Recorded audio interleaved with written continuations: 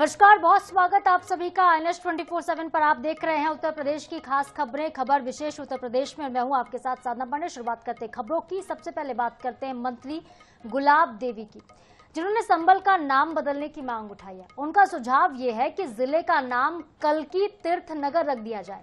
मंत्री का तर्क ये है कि शास्त्रों में संभल को भगवान कल्की के अवतार के स्थल के तौर पर बताया गया है। उन्होंने इसको ऐतिहासिक आस्था से जोड़ते हुए नाम परिवर्तन को आवश्यक बताया।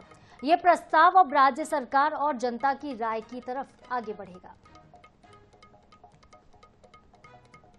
और जहाँ भगवान कली का अवतार होने जा रहा हो और वहाँ संबल नाम हो तो ये शोभा नहीं देता। माननीय मुख्यमंत्री जी यहाँ पर आए थे तो हमने उनसे जनता की तरफ से अनुरोध किया था कि जैसे और शहरों का नाम बदला जा रहा है उसी प्रकार से इसका भी या तो कली नगर रख दिया जाए या फिर जो भी वो सही समझते हो इन्हीं महान व्यक्तित्व के नाम के आधार पर जो है वो नाम रख दें। और वाराणसी से अगली बड़ी खबर आप तक पहुंचाते हैं। वाराणसी से इस वक्त की बड़ी खबर यह कि आई लव मोहम्मद पोस्टर के जवाब में अब संत समाज ने आई लव महादेव अभियान शुरू दिया है। शंकराचार्य के नेतृत्व में संतों ने बिगुल फूंका, साफ कह दिया है कि सरकार को अस्थिर करने की साजिश का मुंहतोड़ जवाब दिया जाएगा। वाराणसी में संत समाज एकजुट हुआ है और आई लव महादेव अभियान की शुरुआत की है। हाथों में तख्तियां लेकर संतों ने महादेव का शंखनाद किया और शहर के पार्कों और घरों में पोस्टर्स लगा दिए हैं। संतों का कहना यह है कि आई लव मोहम्मद पोस्टर्स के जरिए चुनी हुई सरकार को अस्थिर करने की साजिश हो रही है, लेकिन इसका जवाब अब महादेव की सेना देगी। शंकराचार्यों के नेतृत्व में संतों ने ऐलान किया है कि वाराणसी ही नहीं बल्कि पूरे देश में आई लव महादेव की गूंज सुनाई देगी। पर जुलूस निकालकर एक तरह से समाज में भय उत्पन्न करना चाहता है, सरकारों को डराना चाहता है, अपनी शक्ति प्रदर्शन करना चाहता है। तो ये 100 करोड़ सनातनी हैं जो किसी भी स्थिति में झुकने वाले नहीं हैं, जिसमें 70 करोड़ बिल्कुल सशक्त हैं, देशभक्त हैं। उत्तर प्रदेश के मंत्री अनिल राजभर ने भी आई लव महादेव कैंपेन का समर्थन किया। कहा है कि किसी भी तरह का ऐसा कोई काम जो कि लोगों की भावनाओं को आहत करता हो बर्दाश्त नहीं किया जाएगा। इसके साथ ही उन्होंने शांति भंग करने वालों के खिलाफ सख्त कदम उठाने की बात भी कही।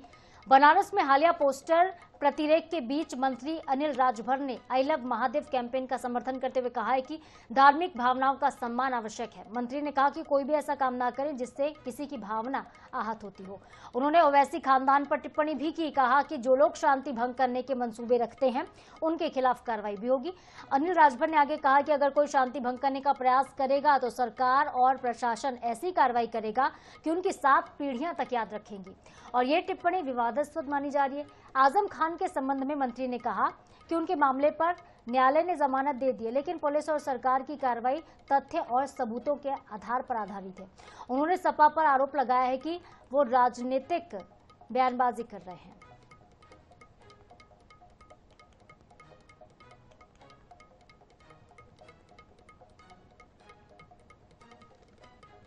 भाई अब ये आजम खां जाने और उनके मित्रगण जाने, सरकार ने जो कार्रवाई की, सरकार की पुलिस ने जो कार्रवाई की वो तथ्य और प्रमाण के साथ हमने कार्रवाई किया। और इतने दिनों के बाद जमानत माननीय न्यायालय ने दिया है, वो इस बात को प्रमाणित करता है कि सरकार की जो कार्रवाई है और पुलिस की जो कार्रवाई है वो सही है और तथ्य पे आधारित है। और अगली खबर मिर्जापुर से है। शारदीय नवरात्र के बीच मां दुर्गा के खिलाफ अभद्र टिप्पणी करने और अश्लील बिरहा गीत गाने वाली गायिका सरोज सरगम को पुलिस ने गिरफ्तार किया। इस मामले में अब तक 6 लोग की गिरफ्तारी हो चुकी है, जबकि 2 की तलाश हो रही है। मिर्जापुर के मड़िहान थाना क्षेत्र में बिरहा की गायिका सरोज सरगम को पुलिस ने अरेस्ट किया है। आरोप यह है कि उन्होंने अपने पति राममिलन बिंद और कई सहयोगियों के साथ मिलकर मां दुर्गा के खिलाफ अश्लील टिप्पणी वाला बिरहा गीत गाया और सोशल मीडिया पर इसको अपलोड किया। ये वीडियो शारदीय नवरात्र के दौरान धार्मिक भावनाओं को भड़काने के मकसद से अपलोड किया गया था, जिसको लेकर हिंदू समाज में भारी आक्रोश फैला। पुलिस की जांच में सामने ये भी आया कि इस कृत्य में 8 लोग शामिल थे। इनमें से 6 को गिरफ्तार किया गया, जेल भेजा गया, जबकि किताब बहुजन नायक महिषासुर के संपादक और इस घटनाक्रम का मास्टरमाइंड बताए जा रहे राजवीर सिंह यादव के साथ ही 2 लोगों की तलाश पुलिस कर रही है।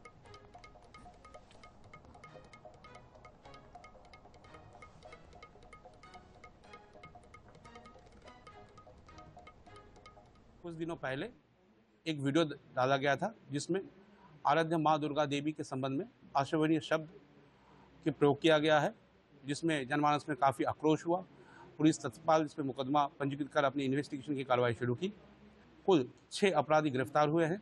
इसमें सरगम और उसकी पति राम मिलन बिन सम्मिलित है और इनकी टोली जो पिछले 3 साल से इनके साथ काम करती है वो लोग भी हैं। टोटल 6 लोगों की गिरफ्तारी हुई है। राजवीर सिंह यादव की जिसका नाम ले रहा है, ये कहाँ है?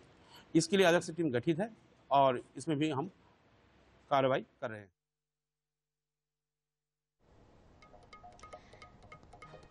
इधर अलीगढ़ की पुलिस ने एक ठग को गिरफ्तार किया है। दिल्ली गेट पुलिस ने खुद को आईपीएस अधिकारी बताकर लोगों को ठगने वाले आरोपी को धर दबोचा है।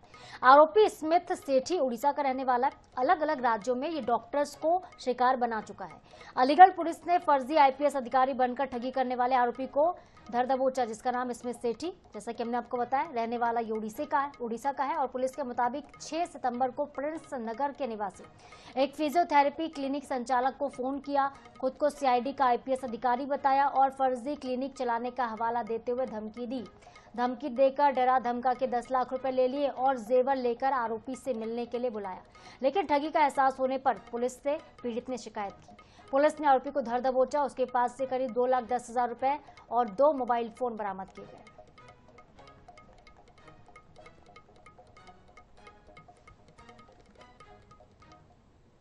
फर्जी आईपीएस ने सीआईडी वाला खुद को बता के करीब एफआईआर में 10 लाख रुपए और कुछ जेवरात लूटे थे।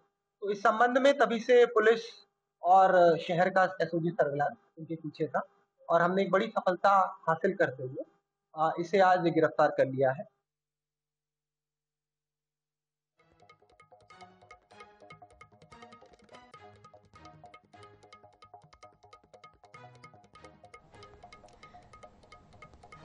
अगली खबर बहराइच से, जहां पर रिश्वत लेते हुए पेशकार को गिरफ्तार किया गया।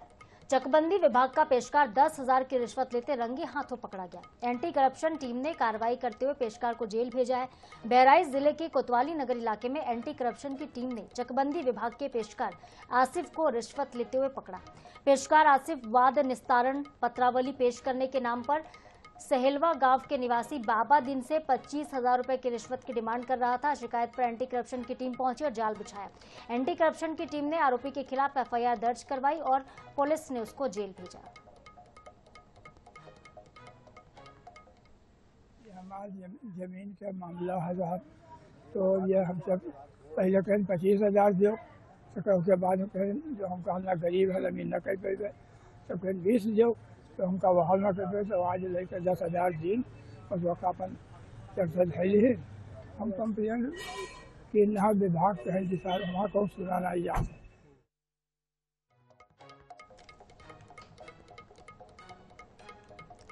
और फर्रुखाबाद से एक अजीबोगरीब घटना सामने आई, जहां पर शराब के नशे में धुत होकर एक युवक और युवती ने रेलवे ट्रैक पर हाई वोल्टेज ड्रामा किया। इस दौरान न केवल ट्रैक बाधित रहा बल्कि ट्रेन की रफ्तार काफी देर तक रुकी रही। हंगामे ने स्टेशन पर मौजूद लोगों को भीड़ बनकर तमाशबीन बना दिया। कमालगंज रेलवे स्टेशन का नजारा हम आपको दिखा रहे हैं। बुधवार की शाम अचानक से अफरा तफरी में ये इलाका पूरा बदल गया। शराब के नशे में धुत होकर एक युवक युवती ने ट्रैक पर बवाल काटना शुरू कर दिया। हंगामे की वजह से एक मालगाड़ी और कासन ट्रेन को काफी देर तक ट्रैक पर ही खड़ा रहना पड़ा। प्लेटफॉर्म पर और ट्रैक पर भारी भीड़ इकट्ठा हो गई। आरपीएफ पहुंची और दोनों को अलग करने का प्रयास किया। इस बीच 108 एम्बुलेंस भी ट्रैक पर कई मीटर तक बैक करते हुए पहुंची और हंगामा कर रहे युवक युवती को सामुदायिक स्वास्थ्य केंद्र कमालगंज ले जाया गया। आरपीएफ इंस्पेक्टर ओपी मीणा बता रहे हैं कि सूचना मिलते उप निरीक्षक को मौके पर भेजा गया था। वे स्वयं भी घटनास्थल पर पहुंचे थे, तब जाकर युवक युवती को वहां से हटाया गया। तस्वीरें हम आपको दिखा रहे, देखिए किस तरह से हाई वोल्टेज हंगामा होता रहा। युवक और युवती आपस में ही विवाद करते रहे और ये झगड़ा काफी देर तक ट्रैक पर चलता रहा। मालगाड़ी प्रभावित हुई, कुछ ट्रेनें प्रभावित हुई। बाद में एम्बुलेंस बुलाकर इन दोनों को सामुदायिक स्वास्थ्य केंद्र पहुंचाया गया, तब जाकर मामला शांत हुआ।